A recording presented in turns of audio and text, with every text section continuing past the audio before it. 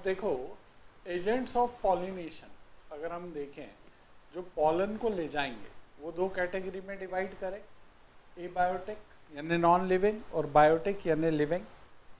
Abiotic में दो mode आते हैं, विंड और वाटर, और बायोटिक मतलब जूफिली हो गया, किसी भी लिविंग के द्वारा पॉलिनेशन करना, ये क्या कहलाएगा, जूफिली।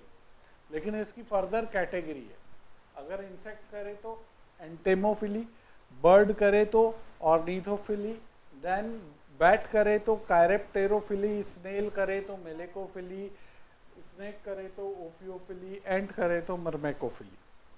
जो मोस्ट कॉमन पूछे जाते हैं उन पे स्टार लगाया है मैंने। इसमें भी पहले 4 सबसे ज्यादा पूछे जाएंगे।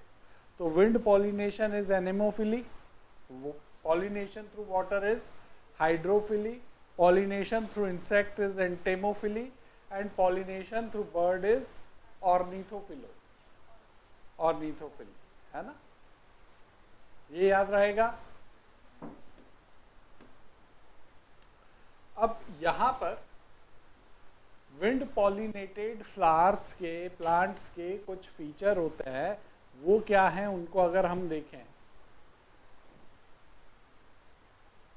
तो विंड से ट्रांसफर हो रहा है तो एनिमोफिली हो गया, सीरियल प्लांट या मेज इसका एग्जाम्पल है। आप एक कॉमन एग्जाम्पल लेके चल सकते हो, वो है ग्रामिनी फैमिली। ग्रामिनी फैमिली के मेंबर में पॉलिनेशन विंड से होता है। देन सभी जिम्नोस्पर्म में पॉलिनेशन विंड से होता है।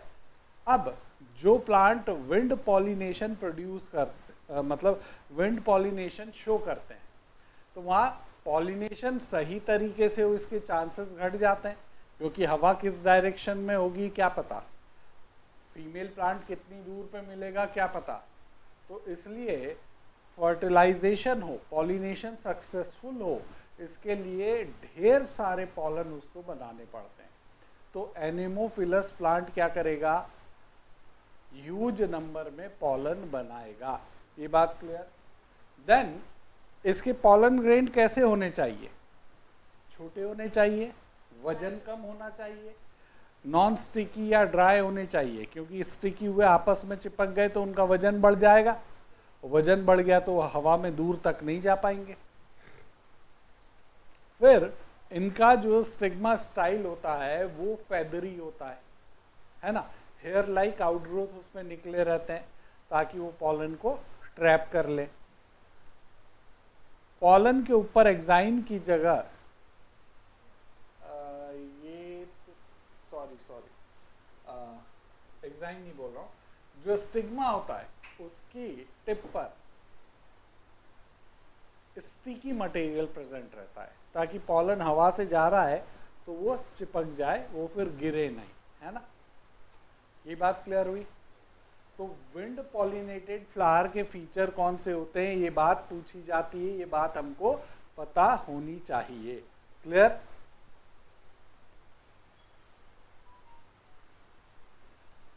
क्या उनमें कलर होते हैं, पिगमेंट होते हैं? नहीं, क्योंकि विंड को अट्रैक्ट करने की तो जरूरत है ही नहीं।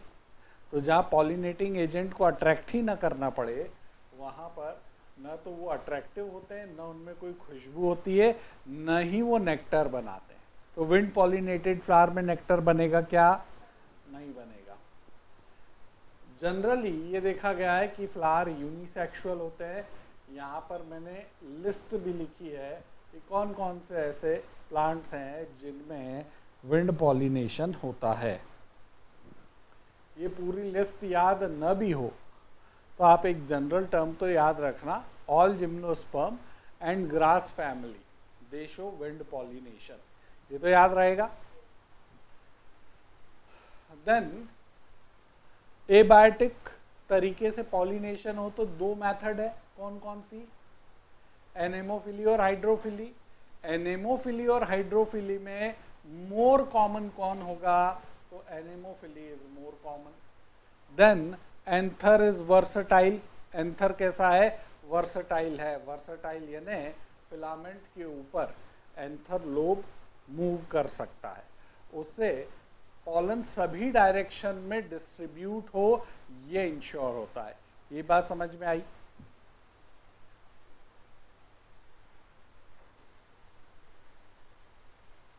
अब ये एक लाइन लिखी है मैंने, aquatic plant can be anemophilous. Aquatic plant में भी विंड पॉलिनेशन हो सकता है। कैसे हो सकता है? फ्लावर पानी के ऊपर रहते हैं, कई बार कमल कहाँ होता है? पानी से बाहर रहता है। तो इंसेक्ट से भी पॉलिनेशन हो सकता है, विंड से भी हो सकता है। अब हाइड्रोफिली की बात करें तो पानी से अगर पॉलिनेशन हो रहा है तो हाइड्रोफिली है। हाइड्रोफिली बहुत कॉमन नहीं है, वो केवल एंजियोस्पर्म के 30 जीनस में रिपोर्टेड है। ऐसे पॉलन में यूजुअली एक्साइन नहीं होती, बल्कि एक्साइन की जगह म्यूसिलेजिनस लेयर होती है। Not all aquatic plant use water for pollination. In majority of aquatic plant pollination is done bye insect और विंड। ज़्यादातर एक्वेटिक प्लांट में पॉलिनेशन विंड या इंसेक्ट से होता है, ध्यान रखना। देन पॉलन में मैंने बताया म्यूसिलेजिनस कवरिंग होगी, एक्साइन नहीं होगी। ये पॉइंट भी एनसीईआरटी में लिखा है। अब अगर वाटर से पॉलिनेशन पानी की सरफेस पे हो रहा है तो उसे कहते हैं एपीहाइड्रोफिली, और पानी के अंदर हो रहा है तो उसे कहते हैं हाइपोहाइड्रोफिली। तो एपीहाइड्रोफिली कौन शो करता है? वेलिस्नेरिया। हाइपोहाइड्रोफिली कौन शो करेगा? यहाँ ज़ूस्टेरा और हाइड्रीला का नाम आएगा। क्या ये बात क्लियर हुई? अब ये एक डायग्राम बताया हुआ है एनसीईआरटी ने, ये वेलिस्नेरिया है। वेलिस्नेरिया एक डायोशियस प्लांट है जहाँ मेल प्लांट अलग होता है, फीमेल प्लांट अलग होता है। तो मेल प्लांट से मेल फ्लावर टूटते हैं और वो पानी की सरफेस पे आ जाते हैं, राइट? और ये पानी के साथ तैरते हुए कहाँ पहुंच जाएंगे?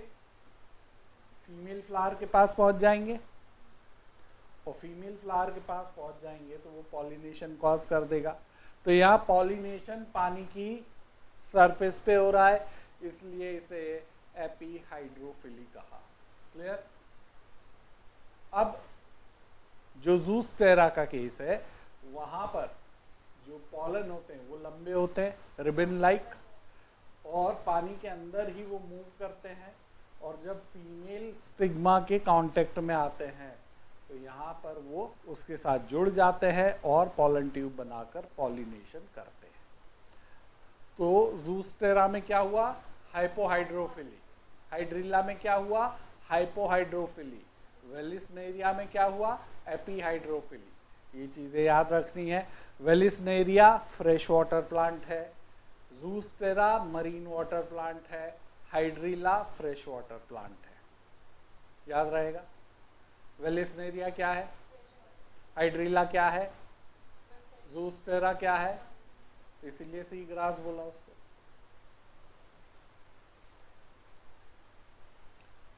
अब ज़ूफिली की बात करते हैं कि अगर ये तो एबायोटिक कंपोनेंट हो गए, अगर कोई लिविंग ऑर्गेनिज्म पॉलिनेशन कर रहा है तो उसको ज़ूफिली कह देंगे।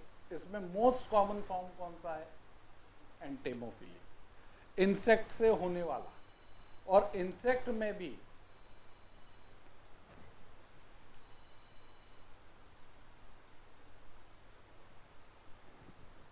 इंसेक्ट में भी 80% किससे होता है?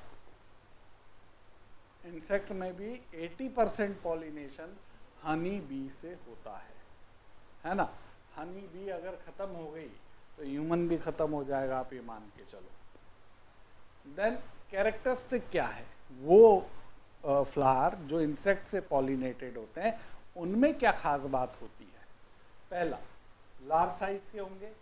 अगर छोटे साइज के हैं तो वो इन्फ्लोरेसेंस के रूप में क्लस्टर्ड हो जाएंगे ताकि पॉलिनेटिंग एजेंट को दिखे। कलर होगा बढ़िया सा, कलर नहीं होगा तो खुशबू बहुत बढ़िया होगी। देन नेक्टर प्रोड्यूस करेंगे, स्टिकी पॉलन ग्रेन होंगे, पॉलन ग्रेन एडिबल भी होंगे, और ये देखा गया है कि फ्लाइज और बीटल्स को अट्रैक्ट करने वाले फ्लावर फोल स्मेल प्रोड्यूस करते हैं, गंध प्रोड्यूस करते हैं। जैसे मांस सड़ रहा हो, rotten meat like smell is produce by rafflesia which is pollinated by carrion flies. जब भोजन सड़ने लगता है तो मक्खियाँ मिनमिनाती है उस पर, तो वो जो हमको बदबू लग रही है वो मक्खियों को अट्रैक्ट करती है, वो सिग्नल होता है फूड का। तो कई सारे फ्लावर ने उस तरह की गंध प्रोड्यूस करना शुरू करी, स्पेशली जो बीटल या फ्लाइज से पॉलिनेट होते हैं। ये बात समझ आई? फिर पॉलिनेशन करने के लिए पॉलिनेटिंग एजेंट्स को रिवॉर्ड्स क्या मिलते हैं? नेक्टर मिलता है, एडिबल पॉलन मिलता है, अंडा देने के लिए एक सुरक्षित स्थान मिलता है, और युक्का और प्रोनुबा ये एक एग्जाम्पल है को इवोल्यूशन का, जो इतने एक दूसरे से जुड़ गए कि युक्का प्लांट में पॉलिनेशन सिर्फ प्रोनुबा ही कर सकता है, और प्रोनुबा के इंसेक्ट युक्का के अलावा किसी और प्लांट में डेवलप नहीं हो सकते।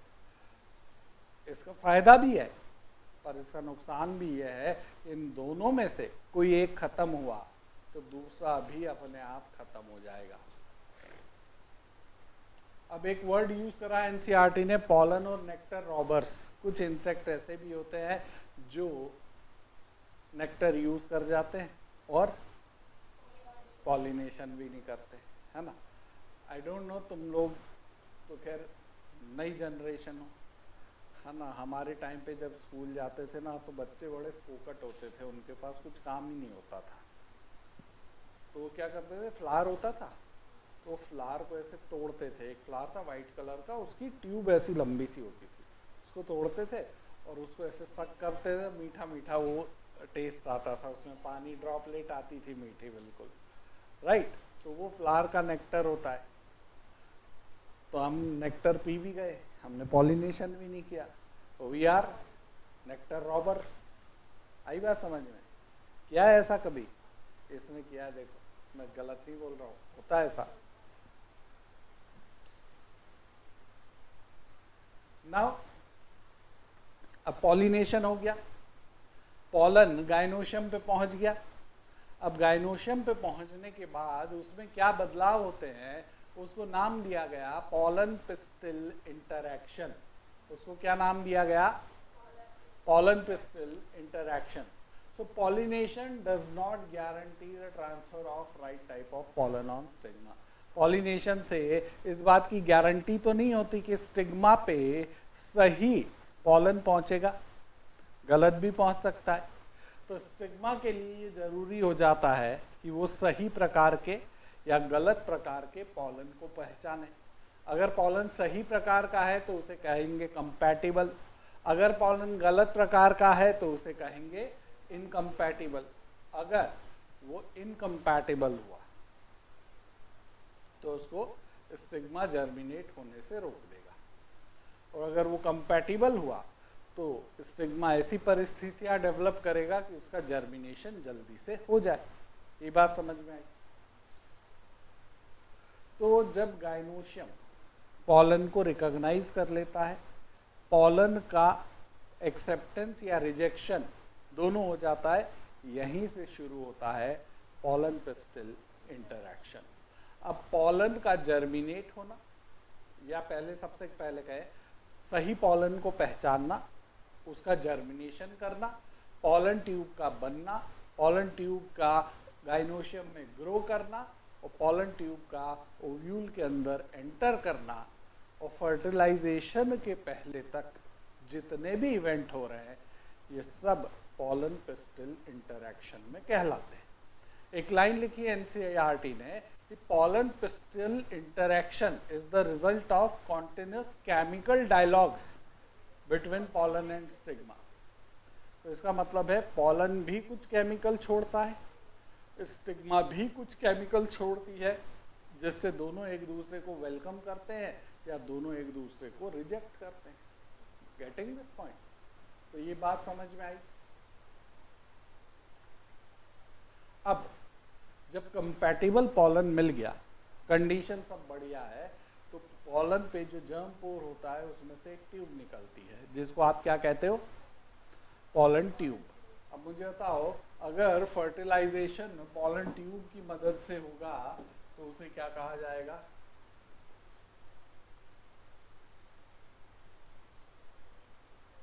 फर्टिलाइजेशन अगर पॉलन ट्यूब की मदद से होगा तो उसे क्या कहा जाएगा?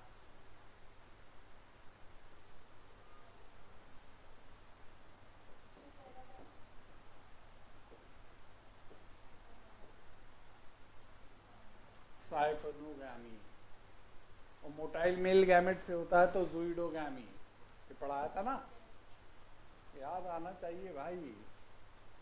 अब क्या होता है जब पॉलन ट्यूब ग्रो करती है तो कभी कभी स्टाइल जो होती है जिसमें पॉलन ट्यूब को ग्रो करना है वो सॉलिड होती है, अंदर टिश्यू भरा होता है, तो उस टिश्यू को डिसॉल्व करते हैं एंजाइम और तब पॉलन ट्यूब आगे बढ़ती है।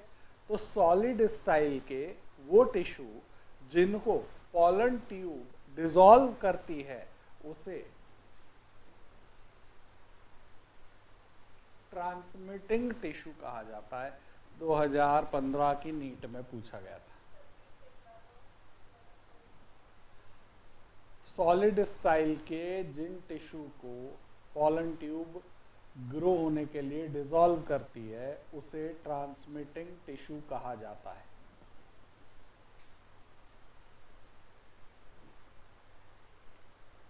ठीक है, फिर जो पॉलन ट्यूब की ग्रोथ होती है वो किस तरह की मूवमेंट कहलाती है? तो उसे हम कीमोट्रॉपिक मूवमेंट कहते हैं। उसे क्या कहेंगे? कीमोट्रॉपिक मूवमेंट, है ना। अब जब पॉलन ट्यूब तो 60% एंजियोस्पर्म में पॉलन 2 सेल स्टेज पे जाता है और जब पॉलन ट्यूब ग्रो कर रही होती है उस टाइम जनरेटिव सेल डिवाइड होकर के 2 मेल गैमेट बनाता है ना। तो ऐसे 3 सेल्ड पॉलन हो जाता है तो वो मैच्योर मेल गैमेटोफाइट है। 40% एंजियोस्पर्म में तो 3 सेल स्टेज पे ही रिलीज होता है, उसमें ऑलरेडी मेल गैमेट होते हैं। ये बात भी क्लियर हो गई। फिर पॉलन जर्मिनेशन मतलब पॉलन ट्यूब का बाहर आना। पॉलन जर्मिनेशन या पॉलन ट्यूब को GBMEC ने सबसे पहले डिस्कवर करा था। और जब सही पॉलन होता है तो स्टिग्मा से एक लिक्विड निकलता है जिसमें शुगर भी होती है और वो लिक्विड को कहते हैं हम स्टिग्मेटिक एक्सुडेट। उसको क्या कहेंगे? Stigmatic exudate. और स्टिग्मेटिक एक्सुडेट जो है वो हेल्प करता है पॉलन जर्मिनेशन में। अब पॉलन जर्मिनेशन के दौरान पॉलन के अंदर टर्गर प्रेशर बढ़ता है जिससे उसकी इन टाइम स्ट्रेच होती हुई जर्म पोर से बाहर आ जाती है। ये बात समझ में आई क्या? और इस तरीके से पॉलन ट्यूब बनती है। जो फैक्टर पॉलन ट्यूब ग्रोथ को फेवर करते हैं उसमें सबसे इम्पॉर्टेंट है बोरॉन का होना। बोरॉन के अलावा कैल्शियम फ्लेवेनॉइड की भी आवश्यकता है, बट वो एलिमेंट जिसकी आवश्यकता सबसे ज्यादा है पॉलन जर्मिनेशन के लिए वो है बोरॉन। क्या ये याद रहेगा? बताओ भाई। पहले वेजिटेटिव न्यूक्लियस या ट्यूब न्यूक्लियस एंटर करता है पॉलन ट्यूब में और उसके पीछे पीछे फिर जनरेटिव सेल या मेल गैमेट एंटर करते हैं। पॉलन का जर्मिनेशन इन सीटू है कि एक्स सीटू? तो आंसर एक्स सीटू है। लड़की जो दोनों बोल रही है ना, तो वो है पॉलन का डेवलपमेंट इन विट्रो है कि इन वाइवो? तो वो दोनों है। लेकिन मैं पूछ रहा हूं पॉलन का जर्मिनेशन। पॉलन कहाँ ओरिजिन हुआ था? एंथर के अंदर। लेकिन क्या वहां पर उसका जर्मिनेशन हो रहा है? अपने प्लेस ऑफ ओरिजिन से कहीं और हो रहा है। तो वो इन सीटू तो नहीं हुआ, वो क्या हुआ? बात आई समझ? हाँ या ना? बहुत बढ़िया। अब आ जाते हैं डबल फर्टिलाइजेशन। तो पॉलन ट्यूब एंटर कर गई एम्ब्रियो सैक में और 2 मेल गैमेट रिलीज हुए। दो मेल गैमेट दो अलग अलग जगह फ्यूज होंगे। इस फिनोमेना को कहा गया डबल फर्टिलाइजेशन। डबल फर्टिलाइजेशन सबसे पहले स्ट्रासबर्गर ने मोनोट्रोपा नाम के प्लांट में बताया, राइट, जिसमें पहला मेल गैमेट जाइगोट से फ्यूज हो रहा है और दूसरा सेकेंडरी न्यूक्लियस से। अब सेकेंडरी न्यूक्लियस जब फ्यूज होता, sorry, secondary male gamete fuse होता है सेकेंडरी न्यूक्लियस के साथ, second male gamete secondary nucleus के साथ फ्यूज होता है, तो उसे हम कहते हैं ट्रिपल फ्यूजन, है ना। तो नवास्चीन ने ये ऑब्जर्व किया था लीलियम और फ्रिटिलेरिया में।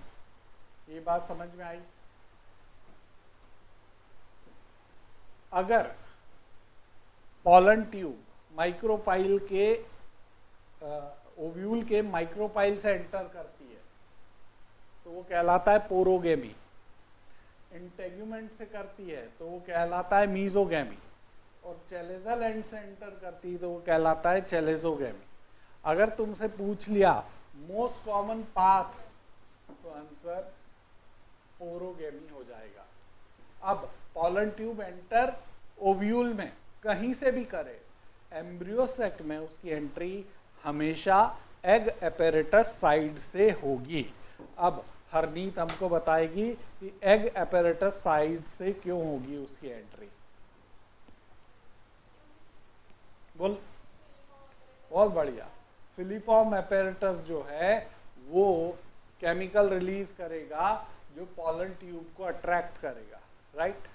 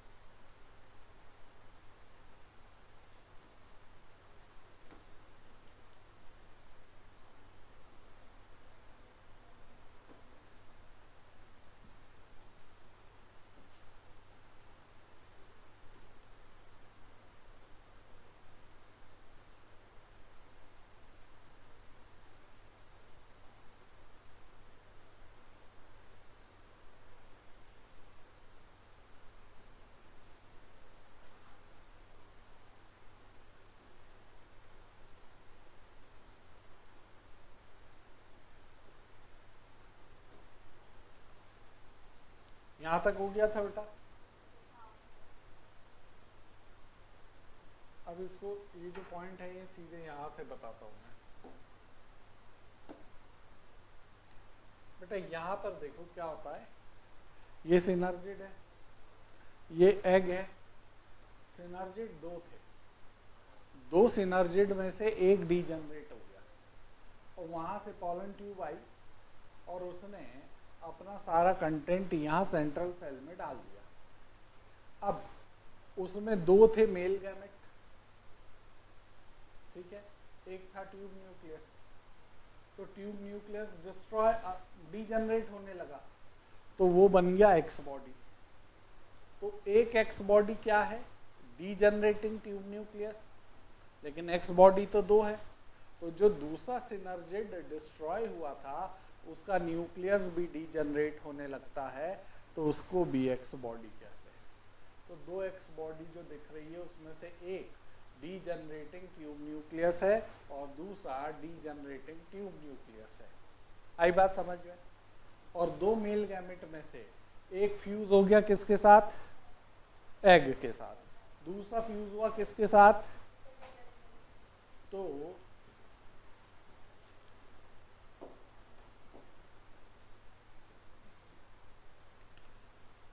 फर्स्ट मेल गैमेट का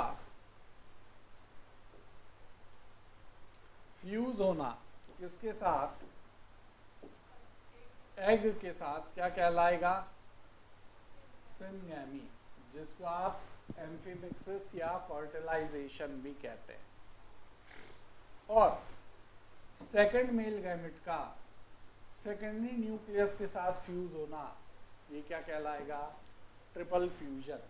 और इसके फ्यूज होने से जो स्ट्रक्चर बनता है वो क्या कहलाता है, जिसका नेचर ट्रिप्लॉइड होता है ना।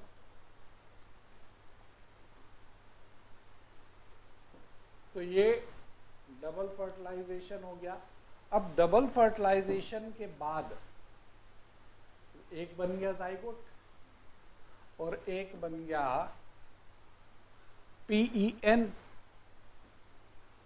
अब जाइगोट को बनाना है एम्ब्रियो, जाइगोट को क्या बनाना है, पर जाइगोट से एम्ब्रियो बनेगा तो जाइगोट है यूनिसेल्युलर, एम्ब्रियो है मल्टीसेल्युलर, तो उसको फूड की आवश्यकता होगी और फूड अभी है नहीं। तो जाइगोट जब बनता है तो वो एक टेम्पररी डॉर्मेंट पीरियड में चला जाता है ताकि पहले फूड बन जाए। और ये जो प्राइमरी एंडोस्पर्मिक न्यूक्लियस है ये लगातार माइटोसिस से डिवाइड होता है और इस जगह को पूरा एम्ब्रियो सैक को पूरा एंडोस्पर्म से भर देता है, जो कि एक ट्रिप्लॉइड टिश्यू है। और फिर जाइगोट डिवाइड इस एंडोस्पर्म को कंज्यूम करना शुरू करता है और डिवाइड होकर के एम्ब्रियो बनाता है। ये बात समझ में आई।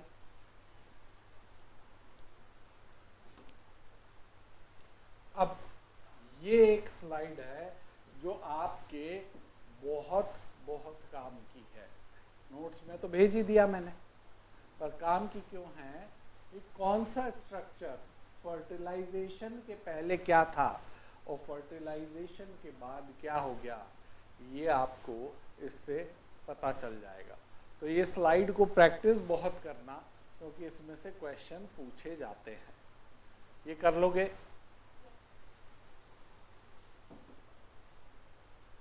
फिर एंडोस्पर्म का हम डेवलपमेंट देखें तो 3 तरह के पैटर्न है। Free nuclear, karyokinesis is not followed by cytokinesis, free nuclear. Cellular, karyokinesis is followed by cytokinesis, cellular. तीसरा एक स्पेशल है जिसको कहते हैं हेलोबियल। इसमें पहले न्यूक्लियर डिवीजन के बाद साइटोकाइनेसिस होता है, उसके बाद नहीं होता। तो हाँ, तो मोनोकॉट का एक ऑर्डर है हेलोबियल, उसमें ऐसा ही होता है, इसीलिए हेलोबियल बोल दिया। मोस्टली तुमसे पूछा जाएगा फ्री न्यूक्लियर और सेल्यूलर, और उसका एग्जाम्पल एक ही पूछा गया है आज तक, वो है कोकोनट। तो कोकोनट का जो पानी आप पीते हो वो एंडोस्पर्म है, और कोकोनट का पार्ट जो आप खाते हो वो सेल्यूलर एंडोस्पर्म है। आई बात समझ में?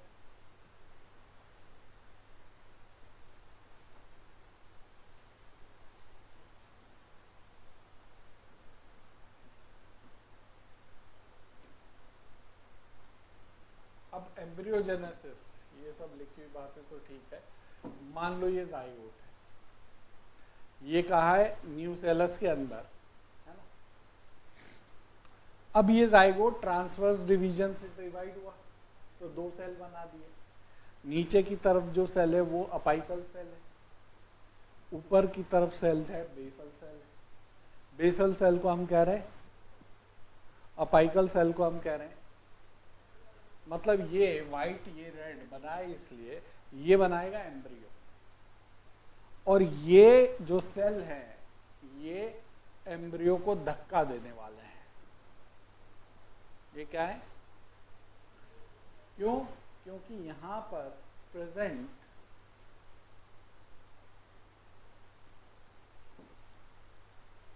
एंडोस्पर्म को जब एम्ब्रियो खा लेगा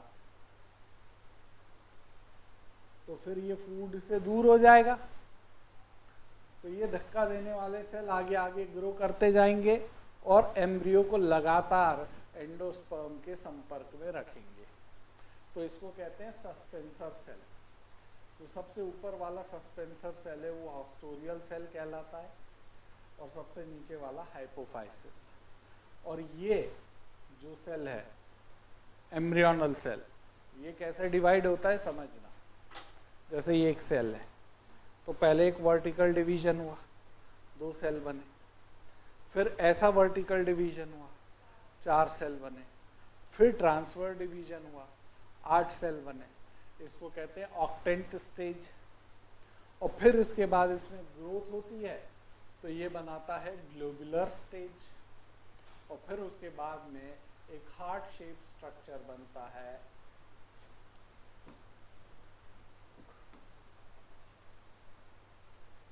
देख रहे हो, ये ऑक्टेंट स्टेज है, ये ग्लोबुलर स्टेज है, और ये हार्ट शेप स्ट्रक्चर है। इसी को समझने के लिए ये ऐसा एक और बना दिया। ये ऑक्टेंट हो गया, ये ग्लोबुलर हो गया, ये हार्ट शेप हो गया। अब ये 2 स्ट्रक्चर ग्रो होके कॉटलीडन बना देंगे, इन दोनों के बीच में प्लीम्यूल बन जाएगा, और ये वाला पार्ट रेडिकल बन जाएगा। तो इस तरीके से कॉटलीडन, रेडिकल और प्लीम्यूल बनेंगे। तो ये कितने कॉटलीडन है? तो ये कौन सा एम्ब्रियो हुआ? डाइकॉट। मोनोकॉट में ऐसा नहीं होता है। मोनोकॉट में 2 की जगह एक ही एम्ब्रियो बनता है, और उसको स्क्यूटलम पढ़ा था हमने, और जो रिड्यूस था उसको एपिब्लास्ट था। ये हो गया, तो एम्ब्रियो डेवलपमेंट हो गया। इसके बाद कुछ बातें जो इस चैप्टर में मेंशन की है वो सीड के बारे में बताई हुई है। तो सीड को डिफाइन करते हुए हम क्या कहते हैं बेटा? Fertilised ripened ovule is known as seed. अब ये सीड 2 तरह के बताए जाते हैं, एक एंडोस्पर्मस और दूसरा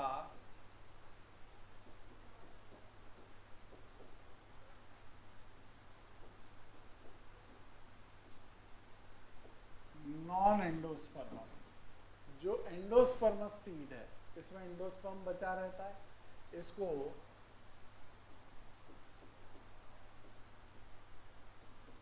एल्ब्यूमिनस सीड भी कहते हैं। इसको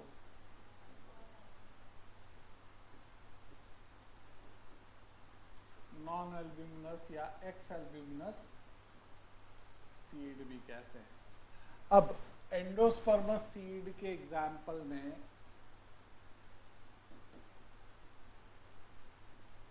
पोएसी फैमिली आ जाएगी, वीट, राइस, मेज, है ना, ये सब आ जाएंगे। इसके अलावा सोलेनेसी फैमिली आ जाएगी। इसके अलावा लीलिएसी फैमिली आ जाएगी।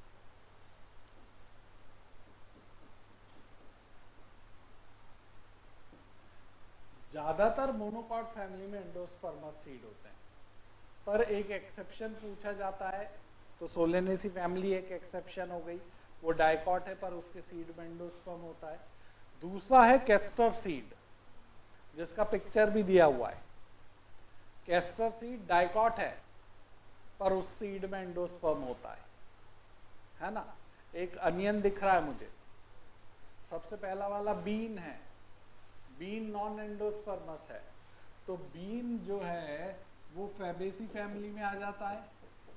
तो फैबेसी फैमिली में नॉन एंडोस्पर्मस सीड होते हैं।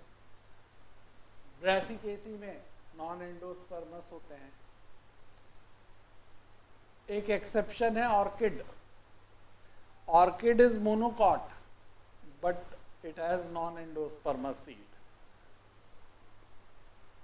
याद रखना, ऑर्किड क्या है? Non endosperms. ये बात समझ में आई कि नहीं आई? यस और नो? अब सीड की बात हो गई। एक बात होती बेटा फ्रूट की।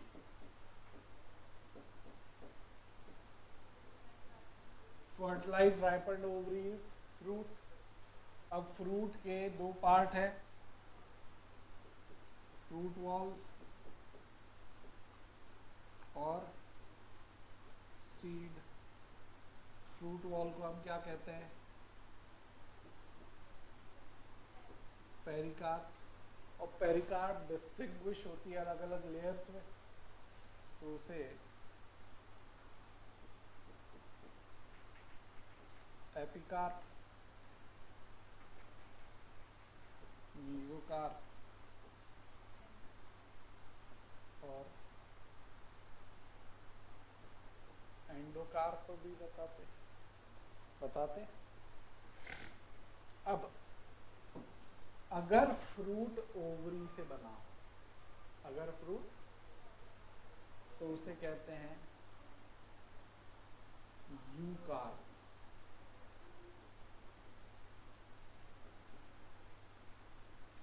और अगर ओवरी से नहीं बना हो तो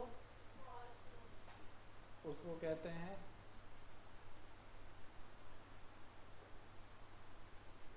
स्यूडोकार्प। स्यूडोकार्प के एग्जाम्पल तो बोलो। एप्पल,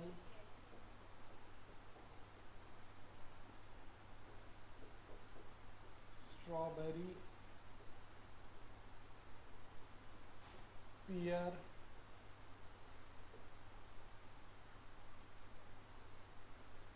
कैशू, है ना।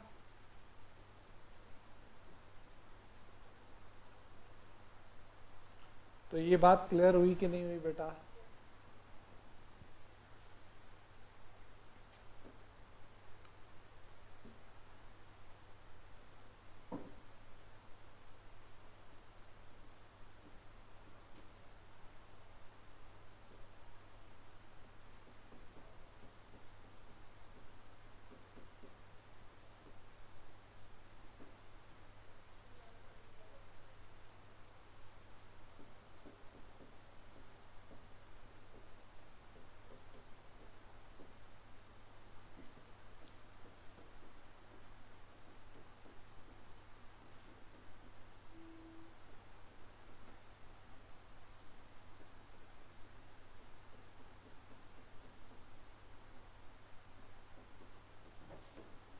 फॉर्मेशन ऑफ फ्रूट विदाउट, क्या हो गया? कोई दिक्कत है? बोलो फिर।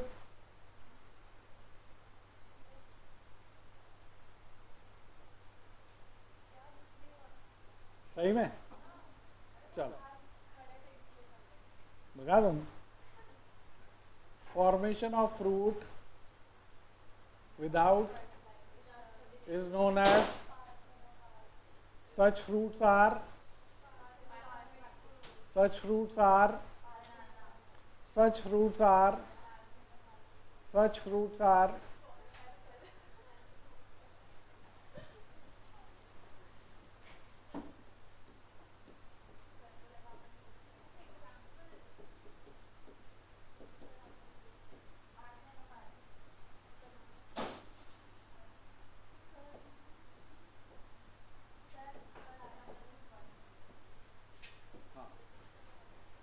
एक मिनट आप पढ़ो, मैं आ रहा हूं। Recording stopped.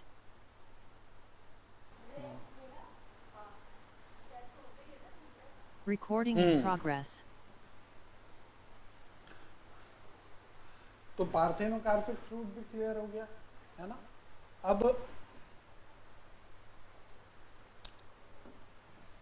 एक सेक्शन दिया है,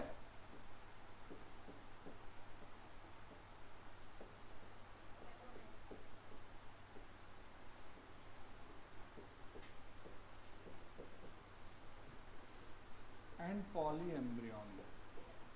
एपोमिक्सिस और पॉलीएम्ब्रियोनी में तुम्हें समझाऊं उससे पहले कुछ बातें जो एनसीईआरटी में दी है।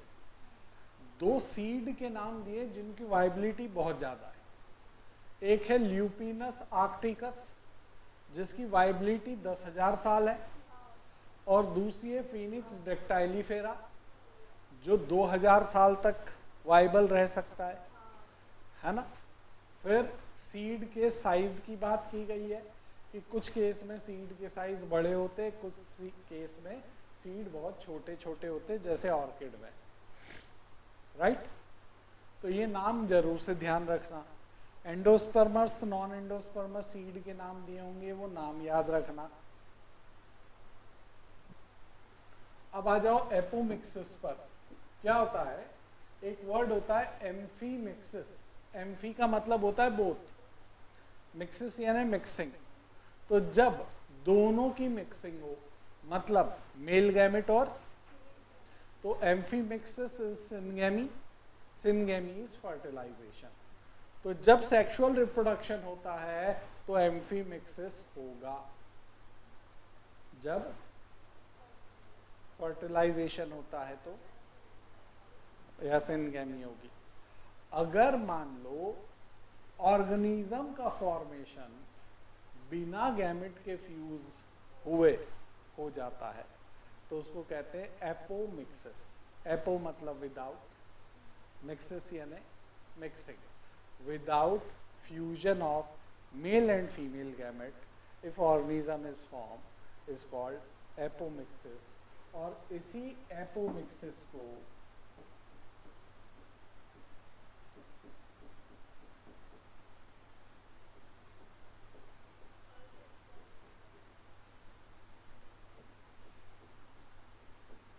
asexual reproduction या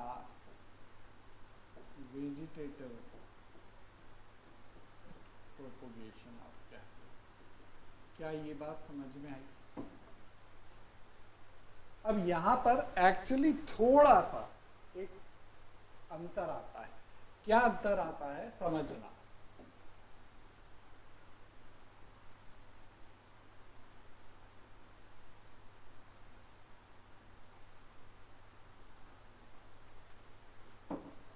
एपोमिक्सिस को जब हम पढ़ने जाते हैं तो इसके दो टाइप पढ़ते हैं। एक है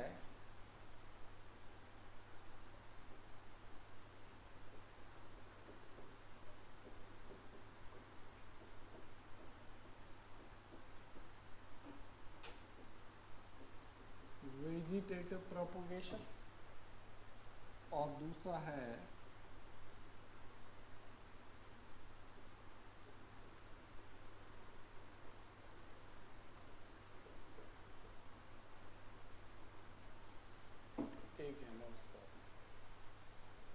दोनों ही एसेक्सुअल रिप्रोडक्शन है ना, लेकिन अंतर क्या है? ऐसा एसेक्सुअल रिप्रोडक्शन जो प्लांट के किसी भी पार्ट से हो,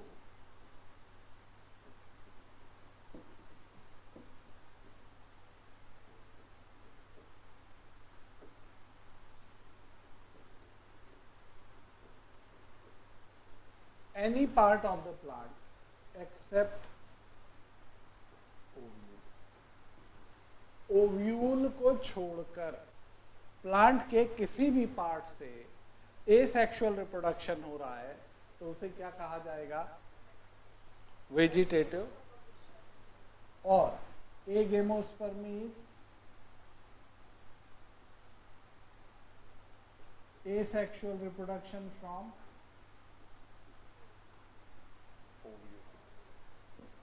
एसेक्सुअल रिप्रोडक्शन अगर ओव्यूल से हो रहा है तो उसे एगेमोस्पर्मी कहेंगे।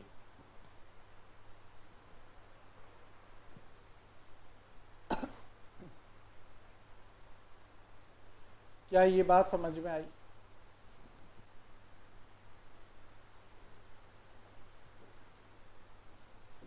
अब ये जो वेजिटेटिव प्रोपोगेशन है, ये वाला, इसके दो मेथड होते हैं।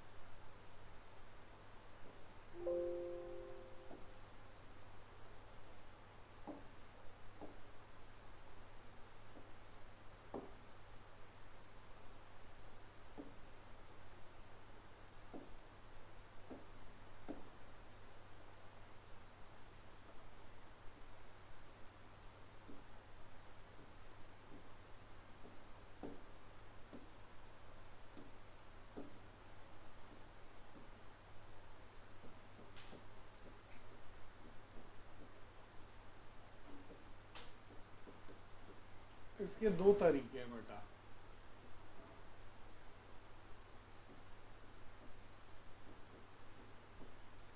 एक है नेचुरल,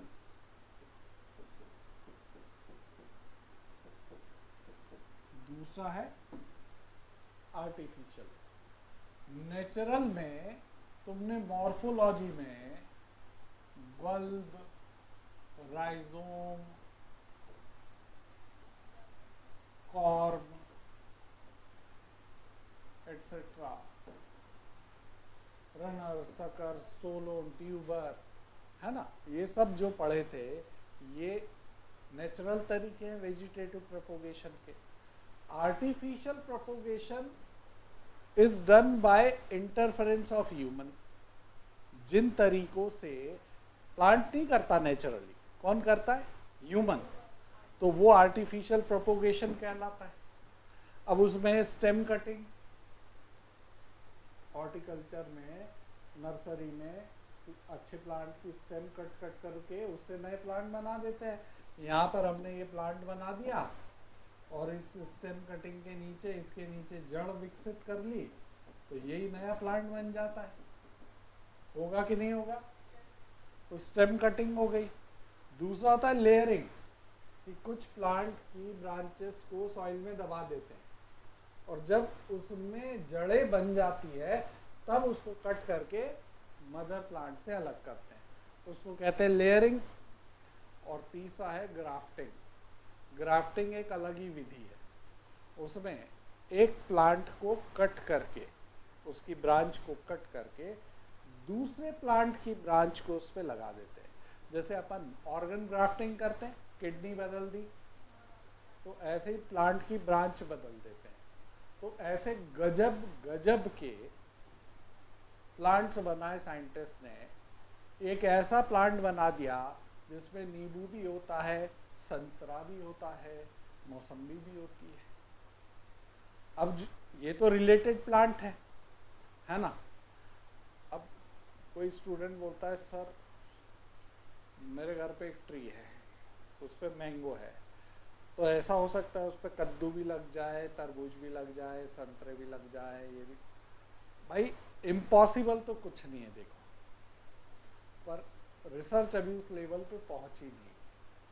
पर हाँ, ये जरूर कर चुकी है रिसर्च कि ग्राफ्टिंग से ऐसे मैंगो बना दिए कि 50 तरह के मैंगो एक ही प्लांट पे लग रहे हैं। राइट, है ना।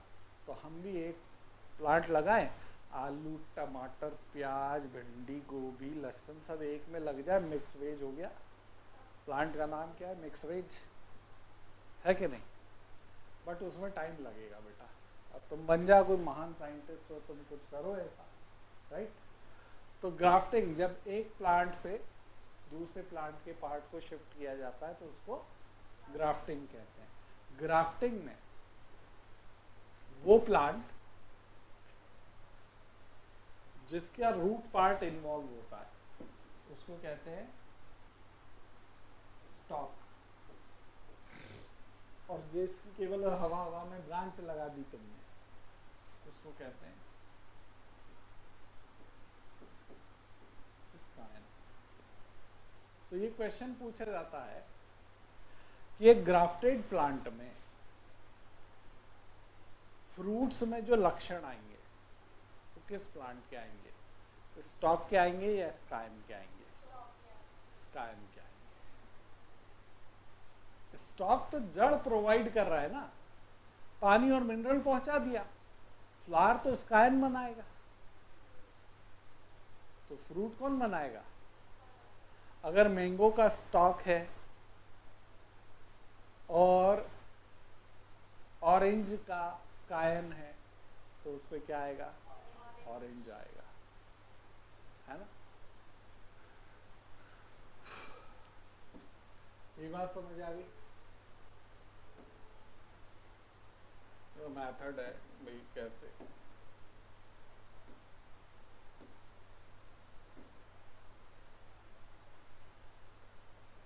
छोड़ो,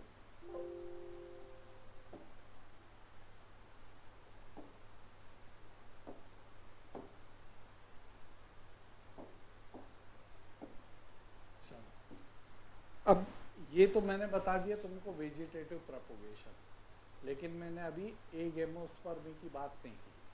तो यहाँ जाओ,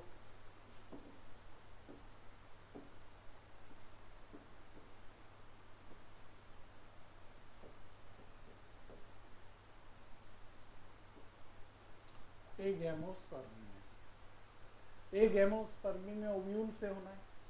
अच्छा, अगर कोई प्लांट पार्ट अपनी जगह पर न होते हुए किसी और जगह पे हो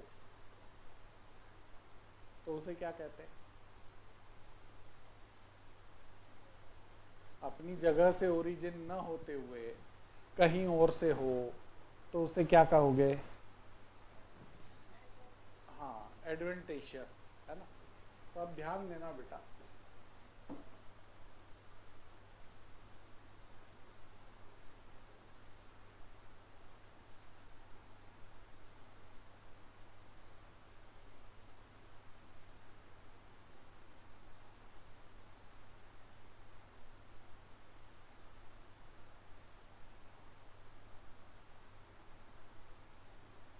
ये क्या है?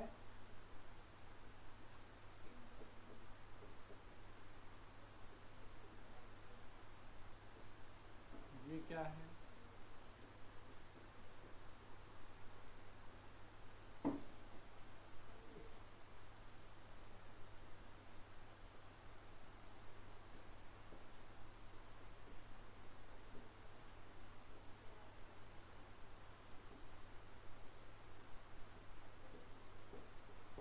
ये क्या है? एम्ब्रियोसैक। एम्ब्रियोसैक, सैक यानी थैला, ऐसा थैला जिसके अंदर क्या हो? अब एम्ब्रियो ने कहा होना चाहिए? एम्ब्रियोसैक के अंदर। अगर एम्ब्रियो बाहर बन गया तो एडवेंटिव एम्ब्रियो, है ना। तो अगर म्यूसेलस के सेल एम्ब्रियो बना देते हैं तो ऐसे कंडीशन को एडवेंटिव पॉलीएम्ब्रियोनिक कहते हैं,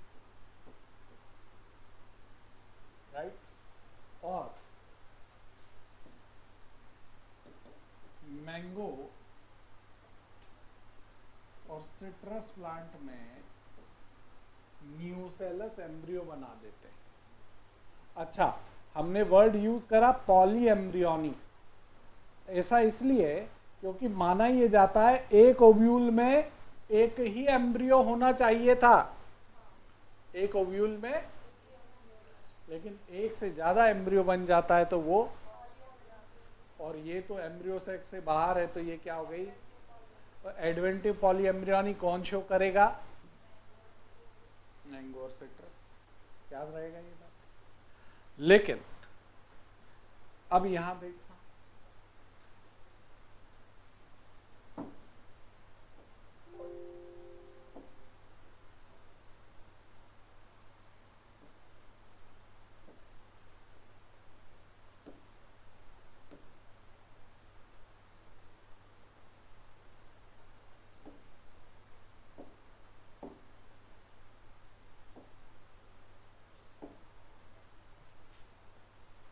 ये मान लो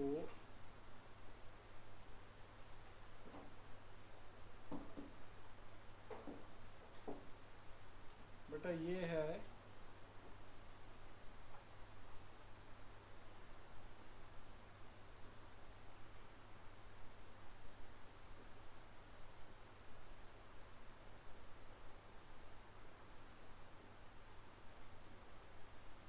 क्या बना रहा हूं मैं?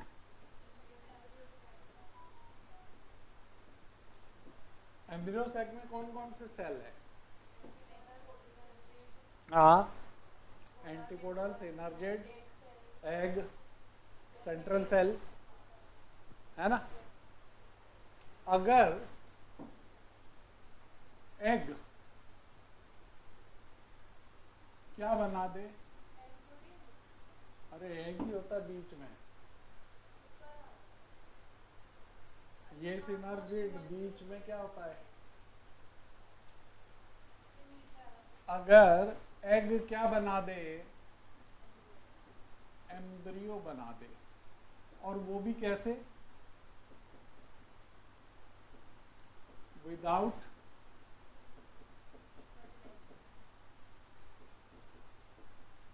तो ये क्या कहलाएगा, क्या कहलाएगा, पाइनएप्पल, क्या कहलाएगा, क्या कहा था, हाँ एपोमिक्सिस तो है ही, अरे सब पता है, पार्थेनोकार्पी नहीं, पार्थेनोजेनेसिस हनी बी में पढ़ा है। एग अगर बिना मेल गैमेट से मिले एम्ब्रियो बना दे तो वो पार्थेनोजेनेसिस कहलाता है। ठीक, अब 1 मिनट के लिए एग को भूल जाओ तो क्या क्या बचा, सिनर्जिड, सेंट्रल सेल, एंटीपोडल। अगर इनमें से कोई क्या बना दे,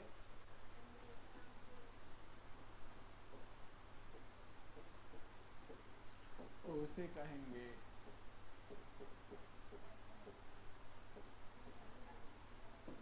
एपोगैमी। और सब गड़बड़ कर रहे हो तुम, बार बार एपोमिक्सिस एपोमिक्सिस कर रहे हो।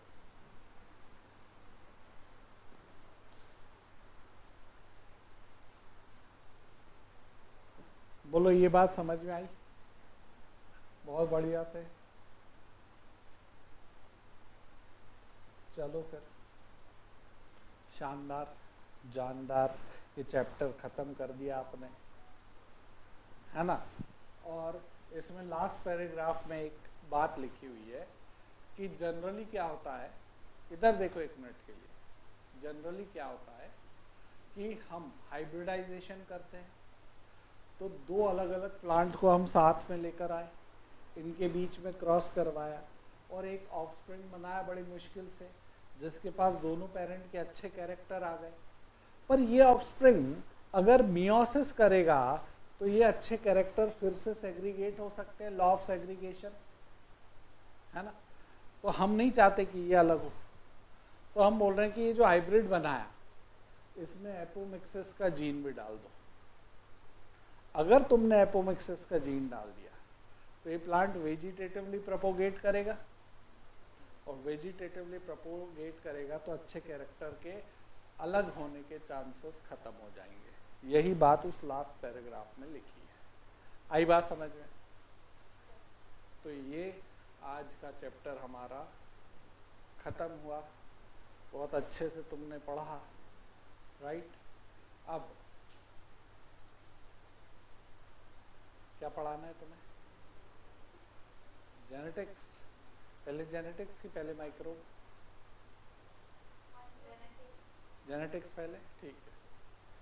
चलिए तो आज के लिए बाय बाय।